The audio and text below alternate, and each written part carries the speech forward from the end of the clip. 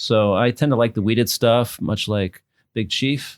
And so I thought, hey, here's a bourbon that's spent some time on the ocean, just like each of you guys. So that's why I picked this one for the pour. Jim spent time under the ocean. Under the ocean. Oh, submarine force, yeah. Oh, were you in a submarine? I was submarine force, yeah. Oh, I was on Surface Navy for a while, too. Yeah, they called us bubbleheads. So.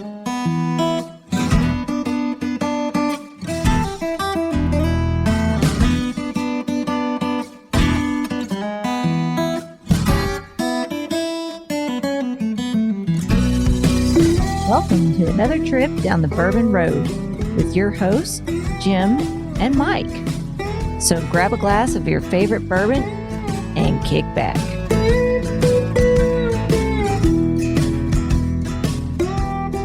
We would like to thank Tommy and Gwen Mitchell from Logheads Home Center for supporting this episode of the Bourbon Road. Find out more about their fine rustic furniture at logheadshomecenter.com.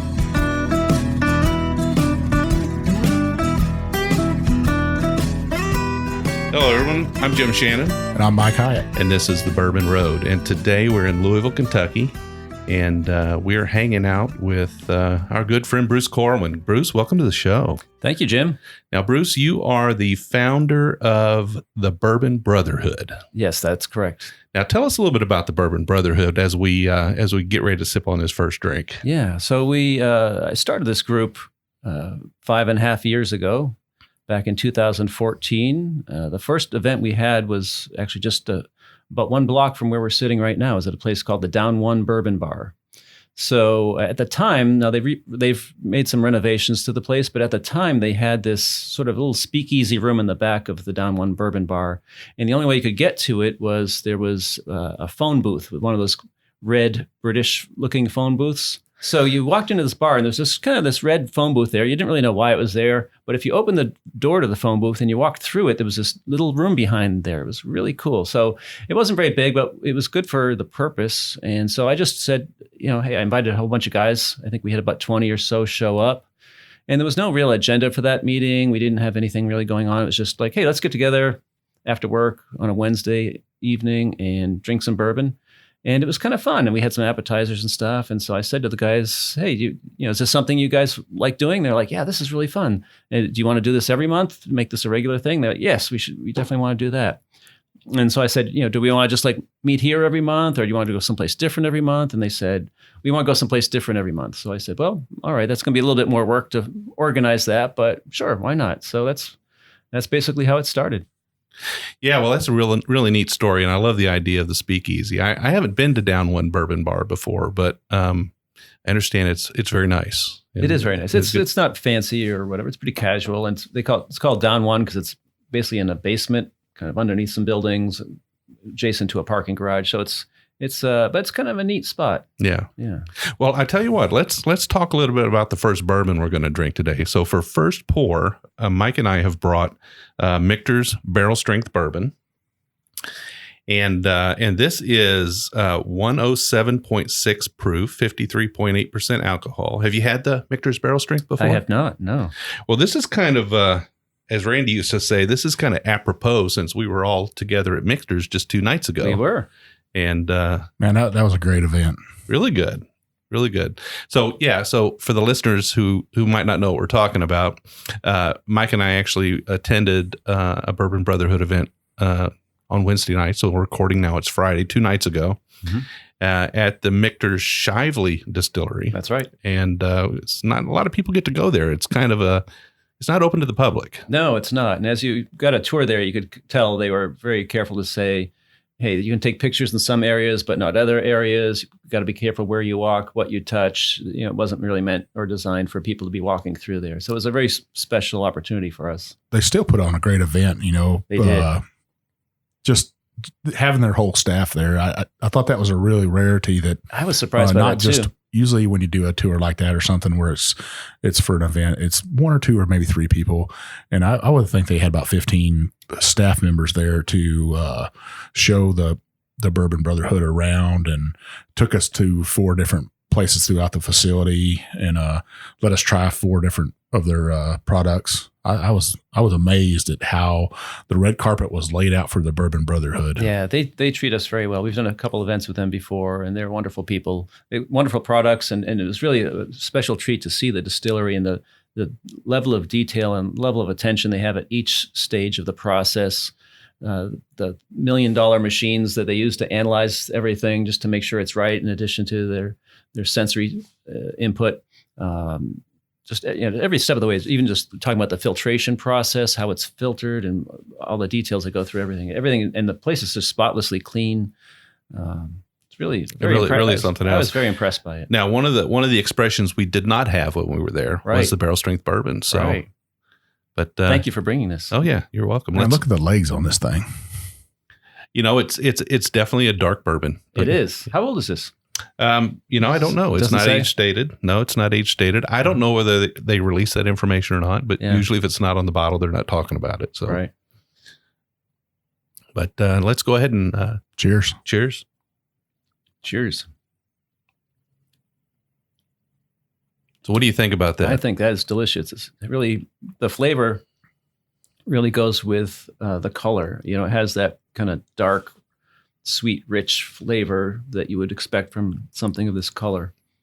Yeah, I think the nose really matches the palate on this one. It's very rich, and it's got definitely an oaky kind of a sweet oak caramel kind of punch. It has some deep caramels in there. Yeah. It's just almost a toffee-like. Yeah, very toffee-like. Did you say what the proof was on this? I don't remember if you mentioned that or not, Jim. It is 107.6. Mm-hmm. That's right. Everything they do goes in the barrel at a low proof. Right. They was that 103? 103 entry. And then Andrea was saying that the things are coming out of the barrel anywhere between 108 and 112. So this one's probably just a little bit on the low end. And Andrea, just for people that don't know, is Andrea Wilson. She is the master of maturation at Michter's. So she's in charge of once it goes into the barrel, then it's kind of under her purview, and she gets to decide how things get aged and when it's ready and all that sort of stuff. So, and I think we're going to have her and their master distiller on in a future episode. Dan McKee, right? Yep, that's right. So Bruce, where you don't have a deep Southern accent. Where are you from? Well, I'm from New England, so I try. Not too many people up there have a deep Southern accent, but I'm no exception from that. So I moved here to Louisville, Kentucky, 11 years ago. Huh. When I was stationed up there in Maine, and I'd start talking to somebody there. You have a funny accent. And I'm like, I have a funny accent. I think you have a funny accent. We all have a funny accent. Yeah, just different parts of America, but beautiful country up there. I'm sure a lot of people think Massachusetts is just all city, but it's not. It's some beautiful, some mountains up there in Massachusetts. Oh yeah, on the western part of the state, there's the Berkshire Mountains. It's really pretty out there. Obviously in Boston, which is what most people think of, it's very urban, but outside of that, there's all kinds of areas. I grew up south of Boston in a town called Milton. In my adult life, I lived on the North Shore, and some of the towns up there, like Hamilton and Ipswich, was very rural. Spent a few years even in Salem, which, being October, this is when you think about the witches and also. Actually, interesting story. I traced my ancestry back, which wasn't too hard because there was a book about it, actually. My Corwin ancestors go back to Matthias Corwin was the first of the Corwins here in the New World, as they called it. So he was one of the founders of one of the towns I lived in, Ipswich, Massachusetts. But his nephew was a guy named Jonathan Corwin, who was the judge at the witch trials. Wow. So I guess a little bit of a notorious background, I guess, as far as that's concerned. Now, Massachusetts, I guess when I think of bourbon, I don't, well, maybe some good old boy clubs or something up there, bankers and stuff. I could see them drinking bourbon. It's become, since I've left, obviously the bourbon appreciation around the world has gone up quite a bit. But at the time that I was there, if you were drinking whiskey, it was maybe even more likely like an Irish whiskey. There's a lot of Irish people, a lot of Scottish people and such in that area. So I think that type of whiskey is pretty popular. But even before I left there, bourbon was starting to pick up. And my father, he was never much of a drinker at all. He might have like one beer a month, something like that. Later in his life, he last year of his life, he was diagnosed with cancer and he had 6 months to live. And so he was going through a decline. And one of the things he was enjoying that last year or two of his life was Maker's Mark whiskey. So that was something that was kind of special because he never really enjoyed that much during most of his life, but kind of toward the end of his life, it was something special. And he always, it wasn't a very sophisticated thing to say apparently these days, but he said it was smooth. People kind of frown on, oh, don't say smooth. That's, whatever. But that's what he liked it. And so it was something we enjoyed together. So when I moved to Kentucky, where Maker's Mark bourbon is made, it was kind of neat for me to have that. And I remember my first experience walking into a liquor store. I think it was Liquor Barn. I went in to get a bottle of wine or something like that. And I was walking down the aisle, and up in Massachusetts, at least at the time, if you were looking for bourbon or even whiskey, there was, part of one shelf was where the one section of the shelf was where they had the bourbon. And when I looked down this aisle and I saw an entire aisle filled on both sides with bourbon, my jaw just dropped. I was like, what is this? I couldn't believe it. Welcome to Kentucky. I was like, yeah, I think I'll change my accent. So you had some bourbon before you came to Kentucky, yes, though. I did. Yeah. You did. So what was your first experience with bourbon? It was probably Maker's Mark, I'm thinking. Yeah. That was pretty popular up there. I didn't really drink much bourbon outside of that. Like I said, I had some Irish whiskeys and things like that. But I'd say it was Maker's Mark, and it's a very approachable bourbon. It's weeded bourbon. It's just well known and a good quality bourbon. So it was a good introduction. So you moved to Kentucky. Yeah. You've been here now how long? 11 years. 11 years. You feel like you're a Kentucky boy now?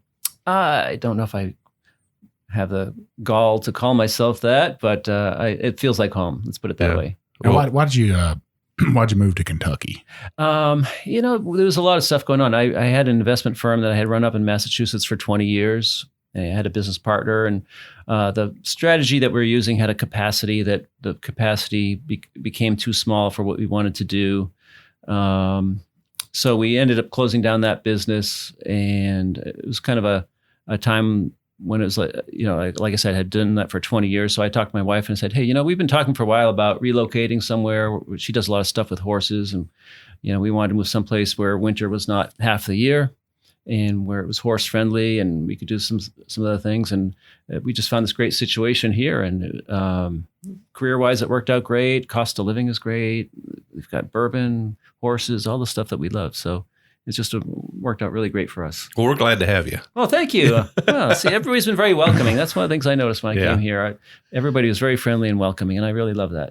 So the Bourbon Brotherhood, how many members do you have currently? We've got 1,300 members. Wow, that's getting up there. I never right? expected that to happen. So now, and this was started in, what was the date of this? 2014. So 2014. So in 5 years, 1,300 members. Wow. Yeah. Wow. Yeah. Now, you're not that typical bourbon society or club. There's no dues or anything, correct? Yeah, no, we have no membership dues. And I've been to some of these other groups, and they're great groups. I'm a member of the Bourbon Society and love to attend that. It's just something a little different than what we do. The Bourbon Society, I don't know if they're all like this, but this is the Louisville Bourbon Society. Yes, right, in Louisville. What they do is they meet the same place each month, and people bring a bottle or two and share it, and they have a speaker, and it's a great format. So what we do is a little different in that we go to someplace, like I said, someplace different each month. Like this month, for example, we went to Michter's and had a tour of the distillery there. Next month, we're going to go to a restaurant down the street called Eddie Merlot's. We're going to have Brent Elliott with Four Roses. He's the master distiller with Four Roses. He's going to talk to us there. So we go someplace different each month. Sometimes it's a distillery. Sometimes it's a restaurant or bar or private venue of some sort. So it's a little bit different in that regard. All right. Well, in the second half, we'll kind of take a deep dive into all your events you've got going on and talk about you have one major event every year as well. So we'll talk about that and get into a little bit of your history. But can you tell us kind of, how that transition took place between, how did it take off back when you had that meeting and you had that 20 guys and everything? And then all of a sudden you said, hey, should we do this more often? What were the first events like? Was it fast growth from the start, or was it kind of just you 20 hanging out for a while and then it caught on? It was gradual growth, I would call it. So it kind of circles back to the whole Maker's Mark thing. So I told you about the first event. We didn't really have any kind of a program. It was just like, hey, let's get together and drink some bourbon and chat and get to know each other. And so the second event, I thought, well, let's do something. Let's bring in a master distiller or somebody that's involved with a distillery. And so I reached out to Bill Samuels, who is at the time, and I guess still is the chairman of Maker's Mark. And at the time, it's not there now, but there was a restaurant down the street here at 4th Street Live called the Maker's Mark Bourbon Lounge.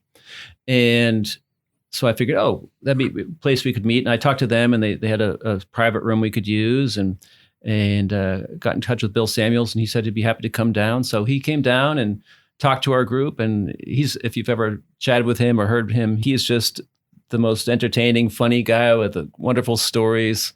And so that was really I would say how we kind of started launching, and we did a few events after that. Well, let me ask you. So you're 20 guys or so. Yeah. And you're kind of organizing this thing in the beginning. Yeah. You call up Bill Samuels. Yeah. I mean, how did that call go? I mean, what did you say to him, and how receptive was he? And when you say 20 guys, what's one of the things I've learned is that the folks here in the bourbon industry are really friendly and welcoming, just like Kentucky itself. And they'll do stuff for you, and they're happy. I mean, these are people who are their fans and their target market, so they're happy because of that. But they're just generally nice, friendly people. Yeah. And I don't think I had set up the meeting directly with Bill. I forget how it worked now. I think I talked to his secretary or something, and she set it up. But he came down, he brought some stuff, and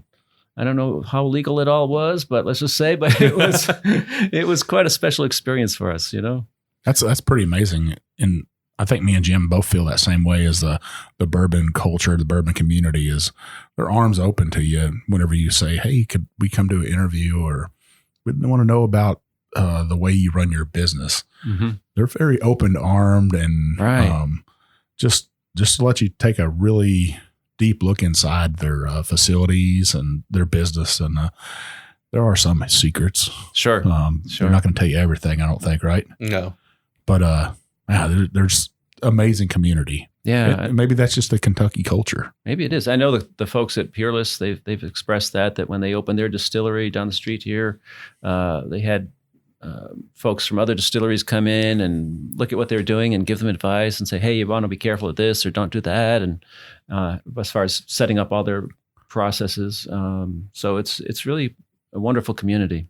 They won't tell you their mash bill down there at Peerless, though. Yeah, there's a few, like you say, there's always a few things they don't tell you. Yeah. We're getting close, though. Yeah, we're getting close. We're digging in. Like when we went to Michter's the other day, if you ask them anything about their yeast strain, they will not mention anything about their yeast strain or where it came from or anything about that. There's tight-lipped about a few things. Oh, Mike was real funny. He said, "No, where do you keep the weed at?" Yeah, I guess weed is one of the things they don't use. Interestingly, well, I think our listeners might find in the future, hopefully, I wouldn't say they led on that there might be a wheat there, but it seemed to me that there's the hope for a wheated whiskey or a wheated bourbon coming out of there. Yeah, well, they're pretty good. They're pretty good at what they do, so they know how to throw those little curveballs to you, right? Right. Yeah. All right. So you started having events, and then did you have any relationships with other clubs and other organizations? I did not. No. Okay. No, I just kind of started from scratch. And how did it go over just being a guy's kind of thing? So Bourbon Brotherhood, by its name, is a guy's kind of. It is, and that was kind of a controversial thing at the time, and maybe it still is a little bit now. Because I asked a few guys. I said, I had looked in, and I'm in the investment business, and so I get involved with the community a lot. I've been involved with a number of charities and chambers of commerce and different business events and such, and a lot of the events are just sort of general business events, but there's also a lot of women's groups. If you look online, whatever these days, you can see women in this, women this, women this. There's a lot of women's groups that meet together, and I think that's wonderful. I know what occurred to me one day. There really aren't any men's groups.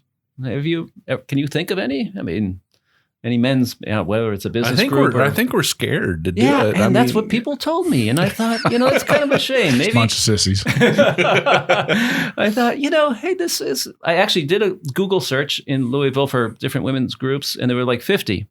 No exaggeration, 50 different groups. And then I looked for men's groups. I couldn't find a single one. I thought, well, we should have a men's group. We're just get together, and camaraderie is an important thing. It is. And for us to get together and enjoy some bourbon, what can be better than that? And I try to set it up on a Wednesday right after work, so you can pop in after work, make some friends, enjoy some bourbon, get home at a reasonable hour.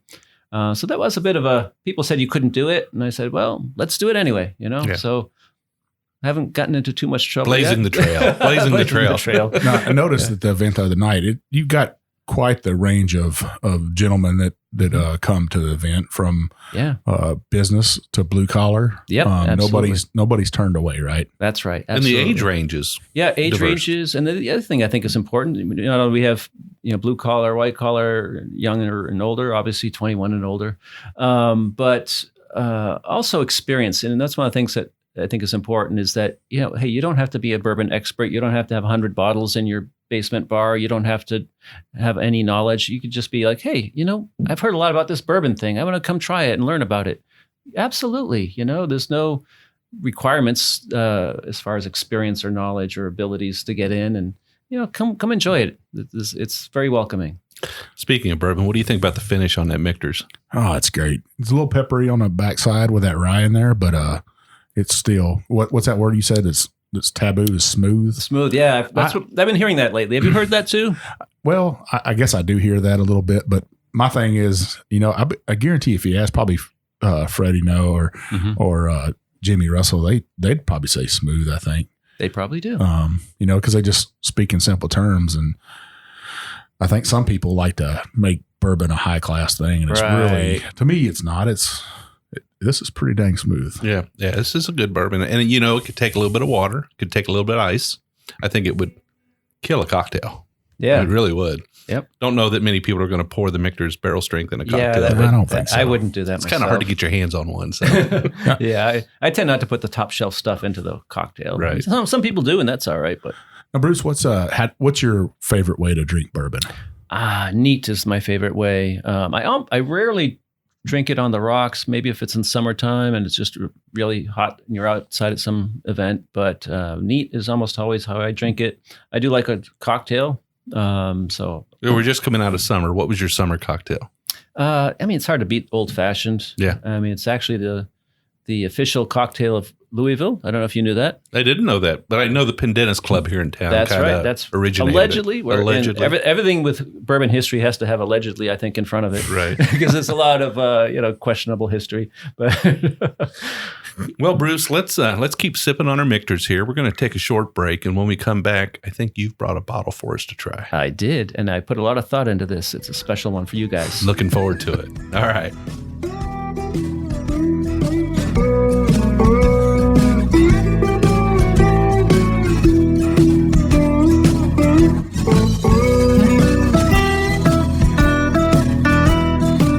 We would like to thank Tommy and Gwen Mitchell from Logheads Home Center for supporting this episode of The Bourbon Road. Logheads Home Center, nestled in the hills of Kentucky, is an industry leader in building handcrafted rustic furniture. Family owned and operated, they take pride in offering only the very best for their customers. The Logheads, and that's what they like to call themselves, are skilled woodcrafters who are passionate about creating rustic furniture for people who appreciate the beauty of natural wood. Owners Tommy and Gwen don't just sell the rustic lifestyle, they live it. And you can be sure that Logheads furniture will always be handcrafted in Kentucky by artisans who embrace the simple way of life. Logheads rustic furniture is made from northern white cedar, a sustainable wood that's naturally rot and termite resistant. Its beauty and quality will add warmth to your earthy lifestyle for generations to come. Be sure to check out everything they have to offer at logheadshomecenter.com.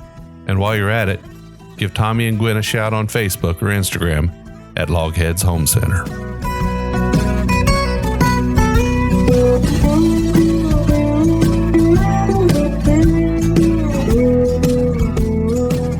So Bruce, we're back for the second pour, and you brought us something pretty special today. What'd you bring us? I did. So, Mike, I know your moniker is Big Chief. That's it. And tell me a little bit how you got that again. So I'm part Native American, and I served in the U.S. Coast Guard, and went up through the ranks, and I retired as a chief petty officer from the Coast Guard. So, hence the name. And I'm a rather large fellow, if people have met me. That's where the big part comes from. And that's why I can say whiskey smooth. Nobody's going to mess with you. Nobody's going to say nothing to me. They say once a chief, always a chief in the Coast Guard, and I believe that. And people just started calling me Big Chief. Hey, Big Chief. Yeah. Hey, Big Chief. And I kind of like that. It's a respectful but kind of jovial fun at the same time. Even the other night, a bunch of the Bourbon Brotherhood, there were so many mics there, and I wrote on my name tag Big Chief, and a lot of guys that sat at our table the other night, hey, Big Chief, and man, what a great table we got sat at. I tell you what, we sat with Sam and Keith, Steve, and right next to me was a older gentleman named Jim, and they were quite delightful to sit there and talk with, and got to meet old Big Chief and Jim, and we taled about all kinds of stuff. Oh yeah, it was great. Yeah. That's one of the things I like about your events, and I've been to a number of them now. I think this is my third event with you guys, but everybody's so conversational, and everybody gets up and walks around a little bit and talks to each other, and good, very welcoming. So and Jim, you've got a history in the Navy as well, right? Right. Or yeah. Not so as well, but I didn't also retire from the Navy, but I did spend 8 years there. So they call that 2 tours, I guess. Right. All right. So the bourbon I picked here was Jefferson's Ocean, and they have basically, for those who don't know, Jefferson's Ocean. Basically, they put barrels of bourbon on a ship, and the ship is a cargo ship, I guess, goes from port to port and here and there, and all the while this bourbon is sloshing around in the barrel. So this bourbon that we have here is Voyage 15, and this thing that's special about Voyage 15 is it was the first of these Voyage series that has a wheated mash bill. So I tend to like the wheated stuff, much like Big Chief, and so I thought, hey, here's a bourbon that's spent some time on the ocean, just like each of you guys. So that's why I picked this one for the pour. Jim spent time under the ocean. Under the ocean. Oh, submarine force. Yeah. Oh, were you in a submarine? I was submarine force. Oh, Yeah. I was on surface Navy for a while too. Yeah, they called us bubbleheads. So, but yeah, so the barrels are you real familiar with this? I mean, do they like put them up on deck? Are they exposed to the elements? I believe they're in a container. Okay. I know that Trey Zoller, who's the head of Jefferson's, I know he tried another experiment where he took 2 barrels of bourbon. He put them on a small boat, launched them here in Louisville. They went down the river. They went all the way down to up and around Florida and up the East Coast to New York City. I guess that was a little rougher because those were exposed the whole way, and it was kind of rough on the barrels. All that salt spray and everything is not good. Yeah, they had to like do a little cooperage work on the way, I guess, to try to keep things together. But these, I believe, they're in a container. I don't know exactly the details, but I think and you can actually look up, I think, on their website, and it'll show you each voyage, like all the ports that they went to and such. So their Oceania, their research vessel that it goes on. Oh, is that what it goes on? It does. Okay, there's a picture of that on the front here. Yep. So I wasn't sure if it went on that or if it was just it's called O-Search or something like that, isn't it? Yeah, I'm not 100% positive on that. But on their website, they're very, very front forward of where it goes and what it does and stuff, and like you said, what ports it goes to. Yeah, I think it just that nautical theme it kind of has for sailors takes us back to our history, and I mean, sailors have a great tradition of being pretty good drinkers. Yeah. And there's always the question about how much of this bourbon gets taken by the angel's share and how much gets maybe taken by the sailor's share, shall we say? Sailor's share. I just made that up. I don't. So this is Jefferson's Ocean, Voyage 15. This is a straight bourbon whiskey. It's a wheated whiskey. And what's the proof on this? Let's see. The proof on this, it's 90 proof. All right. Well, let's explore it a little bit. All right. You like that? Explore it. Yeah. Hey, that was good. Yeah, I like that nose. It's coming off that Michter's was a little bit more in your face. Right. That was this more. is a little lighter, a little more delicate. It is more lighter and delicate. I would say that. It doesn't have that dark caramel color that that Michter's does. I would say it's a lot younger bourbon. Tell you, it's got a really nice nose on it. I don't say it reminds me of a wheated whiskey, but it does have kind of a like a honey tea, and I don't know what do you think? Cinnamon kind of honey? a fruity. Yeah, kind of a light fruity. I'm not very good at naming all of the Now, Bruce, components. have you been up to Artisan's Distillery? I've been there several times. Yeah, it's a neat place. It's not like one of the huge distilleries, but there's some fun stories there. One of the stills they have there used to belong to Old Forester, and I'm sure Old Forester would love to get that back, but I don't know that they're going to get it back. Now, for our listeners, you don't know where Artisan's at. It's up in Crestwood, Kentucky, about 17 or 18 miles from downtown Louisville. If you get a chance to go out there, I highly suggest small, quaint distillery. Right. Yeah. So they now is that a tugboat sounding off its horn out there on the river? I think it is. For our listeners, we're overlooking the Ohio River, and I don't know. This might be the most beautiful view we've had on an episode. Well, I kind of hope that the microphones pick up that tugboat sounding, because we're sitting here drinking oceans, and it's all coming together, guys. Well, if not, maybe you can dub one in secretly. I won't tell anybody. I'm sitting here just watching tugboats push barges up the Portland Canal there, out of the lock and dam there. It is fun to watch that. Overlooking the falls of the Ohio there on the Ohio River. It's super beautiful. I think there's a little bit of raisin or plum in this. What do you think, Mike? Yeah, I think there is a little bit. I taste that cinnamon in it with almost like a raisin oatmeal cookie. Yeah, I go with that. Yeah. Yeah. I'm not sure if I can pick it up on this one, but I think on some of the other Voyage series I have, Trey Zoller has said that, being out on the ocean, you can, with salt air and stuff, and end up with sort of a salted caramel kind of a flavor from all that salt air. But I don't know. It's hard to tell. I don't pick that up on salt in it. Now, they had a second one of these. I want to say it's Voyage 18 or 19. And I actually wrote a review on that. And that one, you could taste a little bit of salted caramel in it. But not what I expect. I think if they would leave it on there for a couple more years and maybe have like a 10-year, that'd be an expensive barrel of bourbon. It would. Though. And with it sloshing around that much, I don't know what would be the result of that. It might end up pretty dark, or I don't know what. But I'm glad you put some thought into it. That means a lot to me, that somebody that puts a lot of thought into something they're doing, and it kind of shows their love for that. By the way, I brought something else along. I didn't tell you about this, but it's a piece of wood, maybe 4 inches long. It's rectangular. Obviously, an old piece of oak, heavy. I almost think I know what that's from. Yeah. Oh, is that from Old Ironside? Very good, Big Chief. That is exactly what this is. This is a chunk of wood from the USS Constitution. Yeah, I've been there a couple of times. Wow. And I guess it was my great-grandfather. My great-grandfather was working in Boston at the time at some office of some. He was in the customs house. That's where he was working, which is very close to where Old Ironsides is birthed. And at the time, this was probably 75 to 100 years ago, somewhere in that range. He was there, and they were doing a restoration.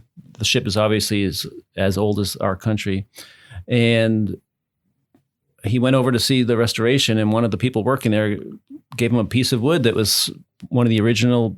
I don't know what part of the ship this would have been from, but you can check it out. Maybe you can tell me. You're a sailor. I have no idea, but I did. As soon as you pulled it out, I knew what it was. That is unbelievable. Being from Massachusetts, yeah. And, being downtown there so many times, that place just has such a nautical lore to it. Boston Harbor has the Boston Harbor Light. It's the oldest continuously operated lighthouse in America. Oh, I didn't know that. Just all the history that goes to that place. And it's got the USS Constitution right there. And if you haven't been there, it's it's a sight to me. It is. It's a sight to see.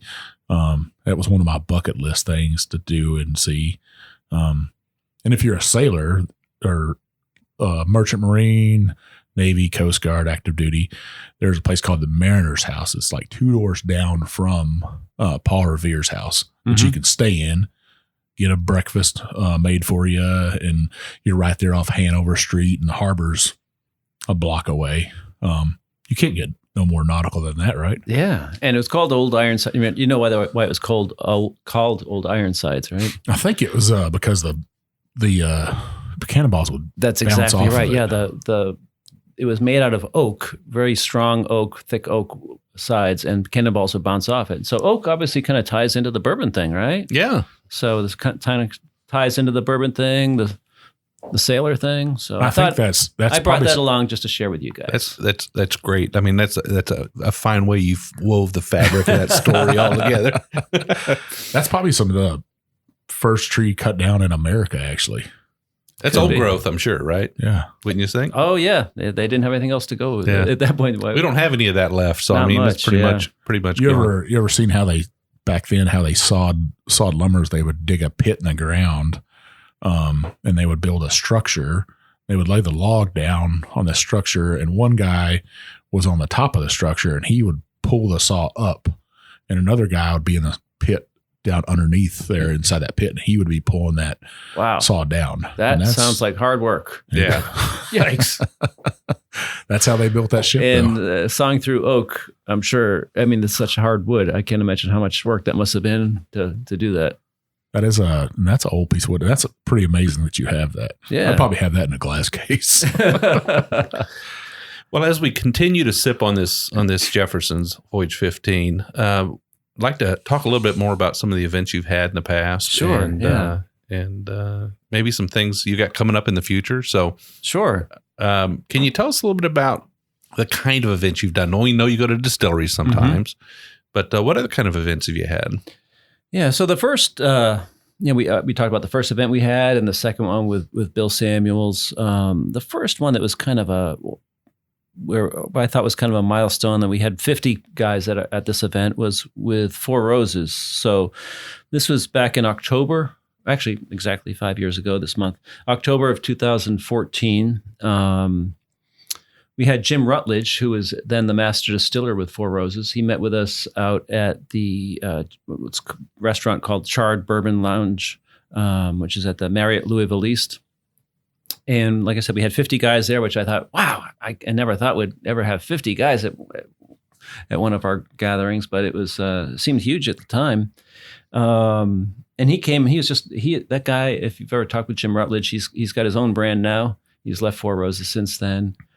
Cream of Kentucky is what his brand is currently, but he is just such a wealth of knowledge in the bourbon industry. He is like a walking encyclopedia. He's not as maybe doesn't have sort of the sense of humor and those kinds of things that someone like a Fred Noe or a Bill Samuels has, but he's just like very sincere, warm, and he will just, as much as you want to absorb, he will bestow upon you. He will just talk and give you all kinds of fantastic. Yeah, he's kind of an information. encyclopedia of bourbon knowledge, That's right. He is just like a walking encyclopedia. He's an amazing guy. So that was kind of our first big event, but we've done lots of other stuff. We've got next month we've actually in November we're meeting with Brent Elliott, who is the current master distiller with Four Roses. This is actually the second time that we are meeting with him, and that's, like I said, going to be down at Eddie Merlot's on 4th Street. And then December, and that'll be kind of what though. That'd be kind of a night of tasting and just getting to meet the master distiller. And every single master distiller, they've always got such interesting stories to tell and insight. And I mean, it's one thing to be able to taste the product and look at it and knows it, but when you hear about all the stuff they do to create that and what goes into it and what makes it different from the other brands, it's really enlightening and fascinating. Really enjoy hearing that. And then December, we got kind of an interesting thing going on. Bernie Lubbers, I don't know if you guys know who he is. He's Mr. Bottled and Bond, right? Mr. Bottled and Bond, exactly. Yes. Bourbon professor. The whiskey professor. Professor, yeah. He is he's associated with Heaven Hill, and he loves anything that's bottled and bond. But he also does this thing this sort of presentation called Bourbon Through Bluegrass. So he is a guitar player, and he's got a friend, Hickory Vaught, who plays banjo, and he's got other friends that he often brings in. But he's put together this whole really unique experience where he plays bluegrass music, and the bluegrass music tells a story of the history of bourbon, and he has a tasting that ties into it. So you're like hearing the music, learning the history, tasting the bourbons that are part of this history, and it's a fantastic experience. So we're really excited to be having him for our December event to close out the year. So you guys have kind of a relationship with a ladies' bourbon club as well, right? Yeah, there's actually two significant ones here in Louisville. One is called Whiskey Chicks, and we've done a lot of events with them. And the other one's called Bourbon Women. We've so far just done one event with them. I think Bourbon Women has been around a little longer. So they're two little bit different groups. Bourbon Women is a little bit more serious on what they do. They have an annual event called the Symposium where they get together, and it's a lot about education. Whiskey Chicks tends to be a little bit more fun, a little bit more freewheeling maybe. So we do an event every year, and we've done it for 6 years now. It's called the Bourbon Mixer. And so the idea was Linda Rufinock, she is the head of the Whiskey Chicks. She started the organization about the same time that we started Bourbon Brotherhood. So we met each other and learned about what we were each doing. We said, hey, let's do an event together and let's make it a fundraiser. So we've done this every August for 6 years, and it's been a lot of fun. Money that we raise goes to the Coalition for the Homeless. So a lot of the money that we raise goes toward veterans programs. As you know, there are a lot of homeless veterans in this city and other cities. So far we've raised over $150,000 to help fight homelessness here in Louisville. A lot of that's for veterans. And lately it's become also for youth. Homelessness among youth has become more of an issue. So it's been a lot of fun. It's kind of hey, let's get all the guys together and the girls together. We have a big fun event on a Saturday night, and it's really good. It's time. not like boys' school and girls' school come together for a dance. No, we don't stand on either side of the auditorium. So, no, I mean, everybody's bringing their spouses, of course. Right. Where's that event going to be this year? It's going to, it's the last few years, and this coming year, it's at the Henry Clay. Okay, so, great place to have an event. The first year we did it was at the Evan Williams Bourbon Experience, right outside our window here. It's a pretty small venue, but it's how we got kicked off. And then we went to another place down the street called Pasolino's. Then we went to another place called the Gillespie, a little bit bigger. And then we moved to Henry Clay, which is even bigger. So we usually have about 20 different distilleries there. We have all kinds of music and food, and it's a really fun time. So are you busting the Henry Clay at the seams, or are you going to be okay there for a while? It's good enough. We don't want it to get too big. So we limited attendance to about 350. And I think that works good. What about barrel picks? You guys, Bourbon Brotherhood does a couple barrel picks, right? Yeah, we don't. Some groups do a lot of those. We don't do a lot. We do one or two a year. We've done. We did a Knob Creek was our first barrel pick. We did a New Riff barrel pick earlier this year. So our next one is actually going to be in 2 weeks on November 7th, 2 weeks from when we're recording this. And that's going to be Bullet Bourbon. It's going to be a barrel-proof pick out at their Shelbyville distillery. So we're looking forward to that. That's going to be kind of fun. So that's right in my backyard. Yeah. So how do members get involved with these picks? So what we do, it's one of the things about the barrel picks. It's great to get a barrel that's been selected from a variety of barrels that are available, and specially chosen where it's like, okay, here's a really great barrel. We're going to have our label on this. It's going to be our own thing, and we're going to have a great price. But one of the things that's everybody wants to do is be involved with the pick. And so we thought, well, how do we do that? Do we just say, hey, you guys are our favorite guys, and we're going to let you be on the team? So we thought, we'll make it a little bit more democratic. So what we do is everybody who says, yeah, I'll buy one bottle, or I'll buy 2 bottles, or 5 bottles, or whatever it is. For every bottle you buy, you put your name in a hat. So if you buy 5 bottles, your name's in the hat 5 times. And then we just pick out the names out of the hat. Okay, here's the guys that are going to be involved with a barrel selection. And it's a really fun experience for people who have never done it. Each distillery does it differently, but usually you get a tour of the distillery, and then you go to a special tasting room, and there might be 3 barrels or more depending on the situation, and you get to thief out of the barrels, use the copper whiskey thief, and try whiskey from each one and compare notes. And even ones like the barrel pick that we did with Knob Creek, they were 3 barrels that were from the same batch, stored on the same floor of the same rick house, but they each tasted different just because of that oak. Each tree is going to be different. And it's just a really fun experience, really, really fun. So it's kind of fun to participate in that, because the worst case is you get a bottle or more of really great bourbon, and hopefully, you've got a good chance at participating in the barrel pick as well. And you guys put your own label on there? Or? Yeah. So each distillery does it a little bit differently, but they all let you put your own logo on there. Like New Riff, they let you put a little description on there. So they're all done a little different. The one that for example, with Knob Creek, they make a special little metal plaque that you get. You actually, the Knob Creek one's kind of fun, because what you do is you go into the barrel warehouse, and you're there. It's really, of course, if you've ever been in a barrel warehouse, they're just so beautiful and they smell so great and everything.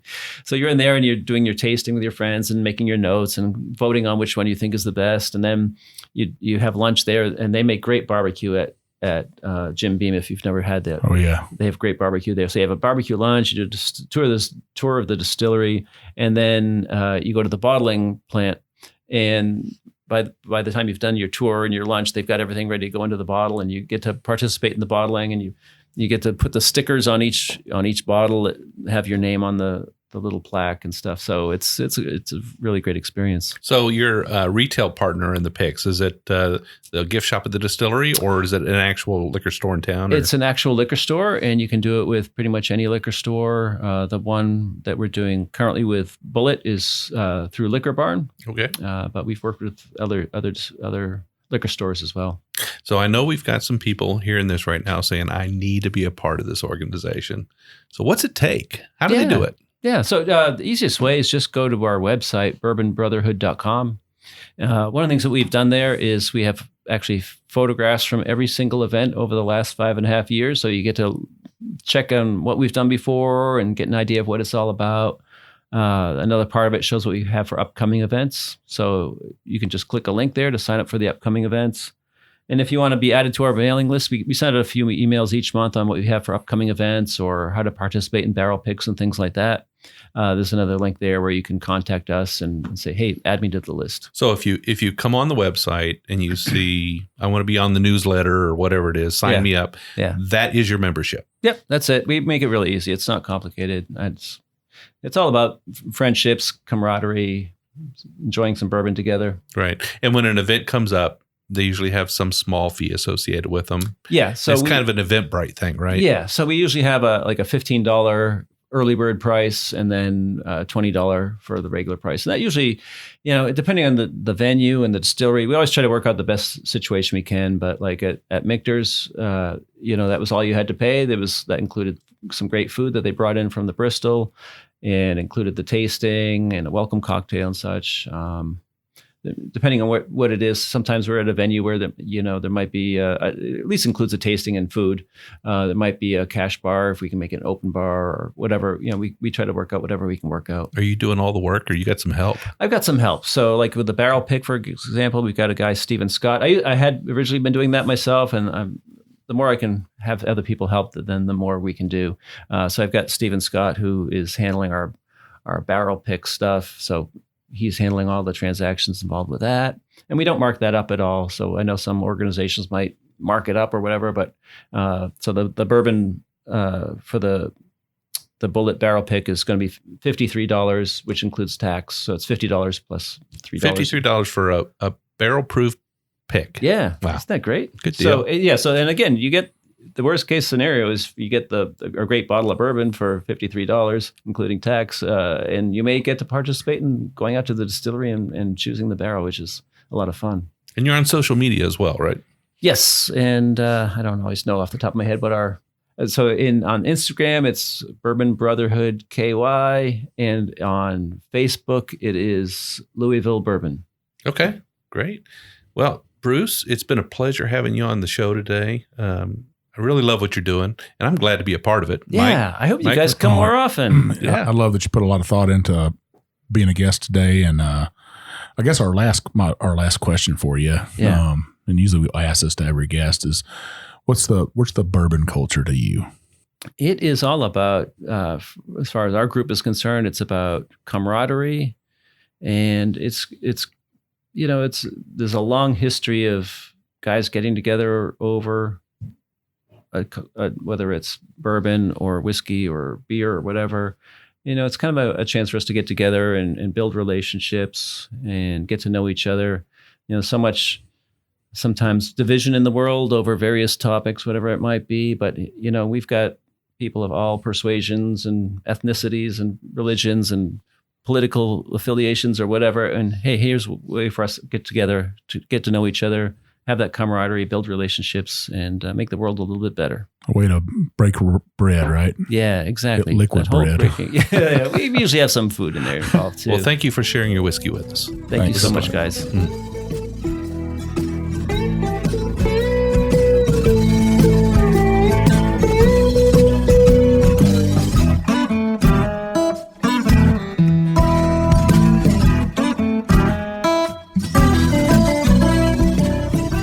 Appreciate all of our listeners, and we'd like to thank you for taking time out of your day to hang out with us here on the Bourbon Road. We hope you enjoyed today's show, and if so, we would appreciate if you'd subscribe and rate us a 5-star with a review on iTunes. Make sure you follow us on Facebook, Twitter, and Instagram at the Bourbon Road. That way you'll be kept in the loop on all the Bourbon Road happenings. You can also visit our website at thebourbonroad.com to read our blog, listen to the show, or reach out to us directly. We always welcome comments or suggestions, and if you have an idea for a particular guest or topic, be sure to let us know. And again, thanks for hanging out with us.